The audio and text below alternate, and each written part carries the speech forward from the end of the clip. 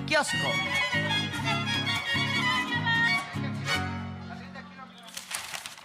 Hay que desmenuzar la mañanera del día de hoy. Arlín, ¿cómo la viste? Muy bien, se tocaron varios temas, entre ellos se sigue tocando la reforma del Poder Judicial. Recordemos que aún sigue la derecha queriendo imponer su voluntad. Bueno, aquí vamos a ver por qué, ¿no?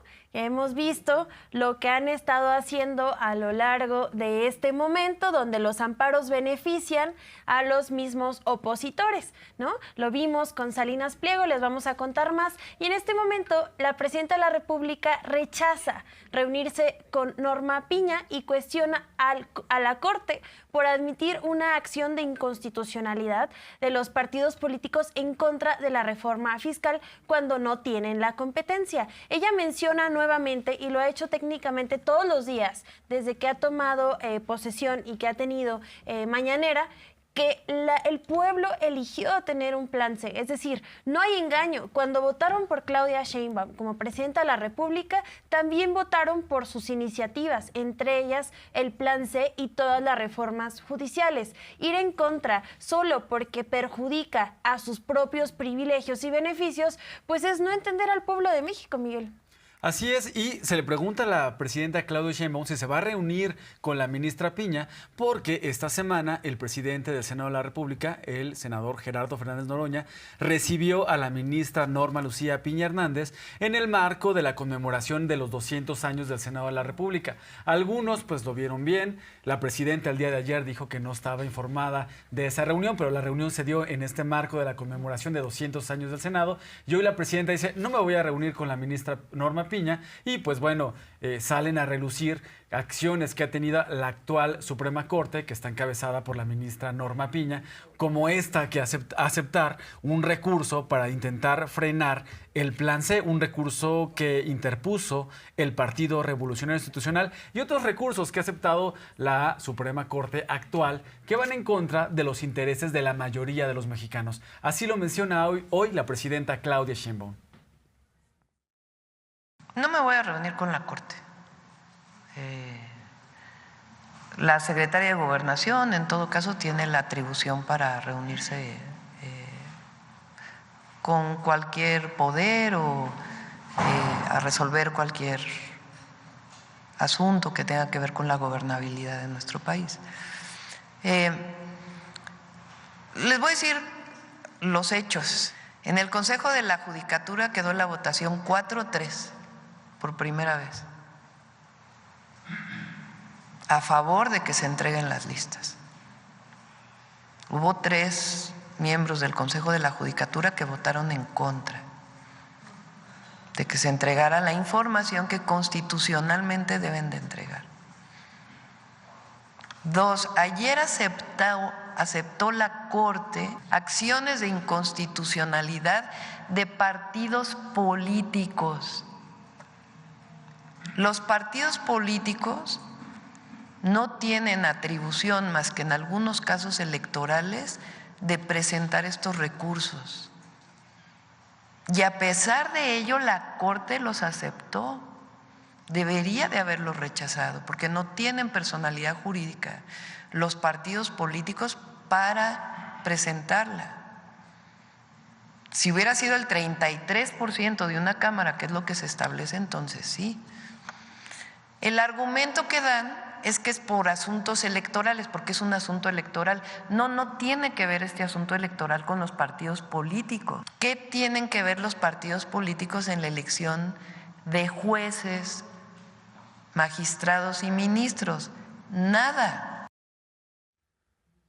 Arlín, hoy en la conferencia de Palacio Nacional se aclaró que con la reforma al Poder Judicial, la presidencia, la cabeza de la Suprema Corte, va a tener un periodo de 2 años y no de 4. Y es que legisladores de oposición estaban argumentando que estaba mal la reforma porque hay un artículo que dice que la presidencia de la Suprema Corte va a ser de 4 años y la reforma que se envió al Congreso y que se aprobó y que ya es constitucional dice que 2 años. Hoy se aclaró que van a ser cada 2 años y no 4. Se aclaró que hay un artículo transitorio en la reforma que aclara que todos los artículos que contravengan a la actual reforma aprobada aprobados anteriormente, pues quedan derogados, Arlene. Y es que la oposición buscaba decir, la reforma está mal, la reforma no va, por una y otra cosa, no quieren que la reforma al Poder Judicial avance. Hoy se aclara que la presidencia de la Suprema Corte va a ser de 2 años. Y que además, interesante, porque se supone que debieron de haberla leído. Ese debate lo debimos de haber tenido hace meses. Entonces, significa que, y aquí yo se lo pongo a usted en la mesa, ¿qué están haciendo las y los diputados de la oposición si solamente eran 40 páginas las que tenían que leer y el sueldo que reciben y los asesores que tienen, pues sí dan para que puedan leer 40 páginas? No pueden leer 40 páginas. Hoy se aclaró esta mañana de esta forma. Vamos a escucharla. Este artículo fue objeto de la reforma y establece claramente que se renovará cada 2 años la presidencia de la Suprema Corte de Justicia y cómo se va a resolver de manera rotatoria en función del número de votos que obtenga cada candidatura en la elección respectiva, correspondiendo la presidencia a quienes alcancen mayor votación. Esa es la reforma, ¿sí? Y se queda lo que han estado manifestando de manera incorrecta, que eso es lo que ahora confunde. En el 97 este párrafo no fue objeto de la reforma. Eso ya estaba en la Constitución, que habla de otra manera de elegir. Eso se resuelve con un artículo transitorio. Se derogan todas las disposiciones que se opongan al presente decreto. Es así de sencillo. Lo que es válido es lo que se aprobó en la reforma. Entonces no hay ninguna confusión. No hay ninguna posibilidad de dar otra interpretación, así que es totalmente válida la reforma. Así lo comenta Ernestina Godoy. Exactamente, la consejera, quien también además estuvo Arturo Saldívar, ¿no? Sí, el coordinador general de política y gobierno de la Presidencia de la República. Completamente. Y también se hablan de otros temas. La crítica que existe a un amparo, que no ha sido la primera vez. Han existido varios amparos a favor de Ricardo Salinas Pliego, ¿no? Recordemos que Ricardo Salinas Pliego habría sido o es uno de los mayores opositores de la 4T, ¿no? Habla de querer mantener sus privilegios. Y aquí es algo bien importante que en su momento habría mencionado Andrés Manuel López Obrador. No se trata, y la 4T no va en contra de los privilegios, más bien no va en contra de los derechos laborales, no va en contra del dinero privado, de las empresas privadas, va en contra de empresarios como Ricardo Salinas Pliego que se rehúsan a pagar impuestos y que ahora en este momento están utilizando la herramienta del Poder Judicial para beneficiarse, Miguel. Imagínate nada más, pues por eso no quieren que cambie nada. El tema de Ricardo Benjamín Salinas Pliego, presidente de Grupo Salinas, dueño de TV Azteca, de las tiendas Electra, de Banco Azteca y otras empresas, pues tiene tiempo atrás, Arlene. Viene desde la administración del presidente Vicente Fox, donde se tenían que pagar impuestos. Es un tema que se ha retrasado justamente en el Poder Judicial. Le han otorgado recursos a los abogados de Ricardo Salinas Pliego para que se dilate el pago de impuestos. Lleva años sin pagar estos impuestos y la verdad es que el empresario él alega de que es un cobro injusto, que es un cobro doble, pero el tema que se tiene que resolver en las instancias judiciales no se ha resuelto. Nuevamente se dilata este tema, lleva años, lleva sexenios y no se pagan los impuestos. Lo que debería hacer la autoridad judicial es decir, sí se deben de pagar o no se deben de pagar, pero el caso es que no se resuelven y sigue dilatándose este pago de impuestos. Hoy se vuelve a exhibir al Poder Judicial y estas tácticas dilatorias que benefician en realidad a los dueños del dinero. Y es que para el actual Poder Judicial, la justicia se vende.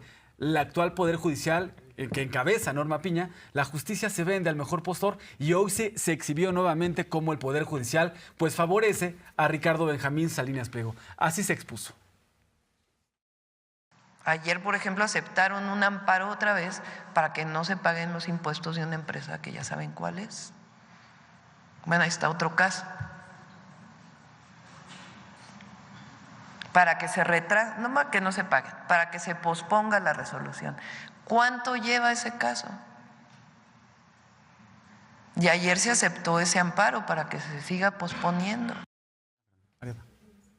Bueno, así lo menciona. Yo le pregunto a usted en casa, nosotros pagamos impuestos, ¿por qué no Ricardo Salinas Pliego va a pagar igual que todas y todos los ciudadanos? Y en otros temas, nos vamos a un tema muy importante, que es el tema de actualizar el estatus de la iniciativa sobre la homologación del delito federal penal del feminicidio. La presidenta menciona la importancia de ello, porque recordemos que parece como si las vidas fueran diferentes en un estado que en otro, ya que el tipo penal del feminicidio tiene una pena distinta en los estados. Aún no existe una homologación federal. Es importante que la exista porque la vida de una mujer no puede ser catalogada como menos delito en un estado que en otro. El caso de Ariadna Fernanda habría sido un caso importantísimo para la presidenta de la República, que en ese tiempo era jefa de gobierno, y que ella mencionaba la importancia de no ocultar estos casos. Recordemos lo que habría pasado en Morelos, donde el fiscal de Morelos habría ocultado este Uriel caso Carmona.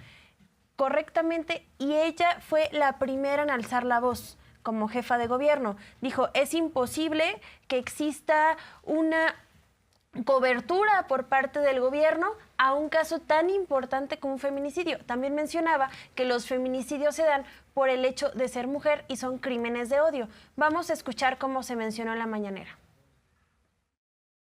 La presidenta envió las iniciativas y uno de los planteamientos es que todas las fiscalías deben tener, las fiscalías locales y obviamente la general, deben tener fiscalías especializadas en delitos de género, poniendo énfasis sobre todo en la investigación de feminicidio. Esa es la que está.